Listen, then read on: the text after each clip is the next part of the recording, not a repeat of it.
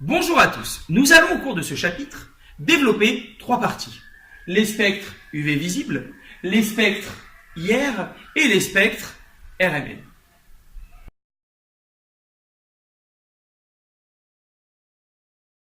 Une solution colorée va absorber certaines lumières et en laisser passer d'autres, comme un filtre. Pour savoir quelle est la lumière la plus absorbée, nous allons tracer le spectre suivant. Nous avons A, l'absorbance en ordonnée, et lambda, la longueur d'onde en abscisse. Nous remarquons que certaines longueurs d'onde sont plus absorbées que d'autres. Nous allons repérer sur ce graphique lambda max, c'est-à-dire la longueur d'onde pour laquelle il y a un maximum d'absorbance. Lorsque nous avons une solution de concentration inconnue, nous pouvons utiliser l'absorbance pour déterminer sa concentration. Comment allons-nous faire ? Tout d'abord, nous allons préparer plusieurs solutions dont les concentrations sont connues, car préparées par nous-mêmes. Ensuite, à l'aide d'un spectrophotomètre, nous allons mesurer l'absorbance de chacune. En traçant l'absorbance en fonction de la concentration, nous remarquons que nous avons une droite qui passe par l'origine, d'où l'absorbance est proportionnelle à la concentration. La loi de Beer-Lambert, A égale K fois C. Prenons ensuite notre solution inconnue. Nous allons, grâce au spectrophotomètre, mesurer son absorbance. Ensuite, nous reportons la valeur de son absorbance sur le graphique et nous en déduisons par lecture graphique sa concentration.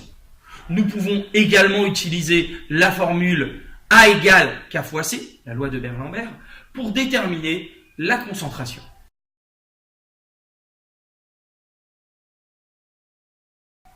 Dans cette partie, nous allons nous intéresser aux spectres IR, les spectres infrarouges.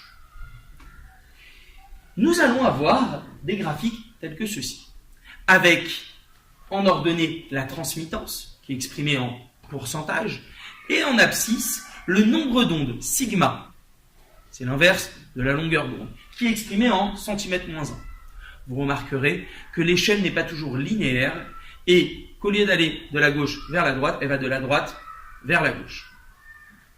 Nous remarquons sur ce type de spectre des pics larges, fins, qui vont nous renseigner sur la structure de la molécule.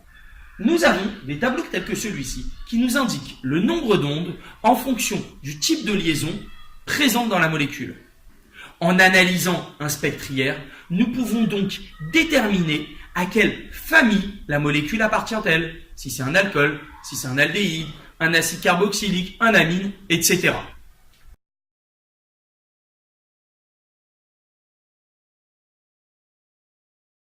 Nous avons le premier atome de carbone qui porte 3 atomes d'hydrogène. Ces 3 atomes d'hydrogène sont portés par le même atome de carbone, ont le même environnement chimique, ils sont équivalents. Le second atome de carbone porte 2 atomes d'hydrogène. Ces 2 atomes d'hydrogène ont le même environnement chimique, sont portés par le même atome, ils sont donc équivalents entre eux. Et nous avons l'atome d'hydrogène lié à l'atome d'oxygène. Pour résumer, nous avons au sein de cette molécule 3 groupes de protons équivalents. Regardons le spectre RMN de la molécule d'éthanol. Nous avons 3 signaux qui correspondent aux 3 groupes de protons équivalents. Donc quand vous avez un spectre RMN, le nombre de signaux correspond au nombre de protons équivalents. Si nous regardons ce spectre d'un petit peu plus près, nous remarquons que ces signaux sont composés soit d'un pic, soit de plusieurs pics. À quoi cette multiplicité correspond-elle ? Les protons sont voisins lorsqu'ils sont séparés par 2 liaisons et uniquement des atomes de carbone. Il faut qu'on ait H, C, C, H. La multiplicité correspond au nombre de voisins plus 1. Je m'explique. Reprenons cette molécule d'éthanol. Nous voyons le groupe ici d'atomes d'hydrogène en bleu a 2 voisins. Effectivement, il est séparé par 2 atomes de carbone et 3 liaisons avec les atomes d'hydrogène du deuxième groupe en rouge ici. Étant donné que ce groupe-là a 2 voisins, il aura une multiplicité de 3, car il faut rajouter 1 au nombre de voisins. C'est pour ça qu'on aura un triplet ici. Regardons ce deuxième groupe d'atomes d'hydrogène en rouge. Il a 3 voisins, le groupe d'atomes d'hydrogène en bleu, sur la gauche, mais il n'a pas l'atome d'hydrogène ici comme voisin, car cet atome d'hydrogène est séparé de ce groupe par un atome d'oxygène. Ce deuxième groupe en rouge a donc 3 voisins. Il y aura donc un signal qui comportera 4 pics. Ce dernier atome d'hydrogène est seul. Il n'a pas de voisin, car il est relié à un atome d'oxygène. Étant donné qu'il n'a pas de voisin, il y aura donc un pic, un singulé, ici présent, sur notre spectre. Parfois, les spectres RMN comportent une courbe d'intégration comme celui-ci. Si nous remarquons bien, H1 est 3 fois supérieur à H3. H2 est 2 fois supérieur à H3. À quoi cela correspond-il? Cela correspond à la proportion d'atomes d'hydrogène d'un groupe par rapport à un autre.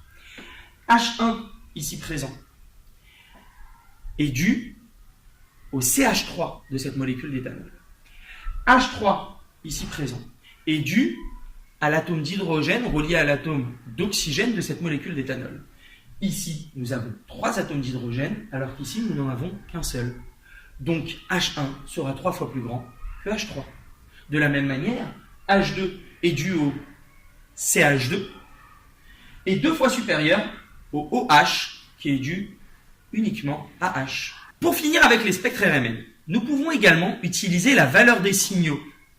Cette valeur est exprimée en ppm, partie par million, représenté par delta, le déplacement chimique. Nous avons des tableaux tels que celui-ci, qui nous donnent la valeur du déplacement chimique en fonction de la liaison dans laquelle l'atome d'hydrogène est engagé. Pour résumer, un spectre RMN est constitué de 4 choses. Du nombre de signaux, qui correspond au nombre de protons équivalents de la molécule, de la multiplicité du signal, qui correspond au nombre de voisins plus 1, de la courbe d'intégration, qui va nous donner la proportion du nombre d'atomes d'hydrogène d'un groupe par rapport à un autre, et enfin, de la valeur du déplacement chimique, qui nous indique dans quelle liaison cet atome d'hydrogène est engagé. Si vous avez aimé cette vidéo, n'hésitez pas à la partager et à vous abonner.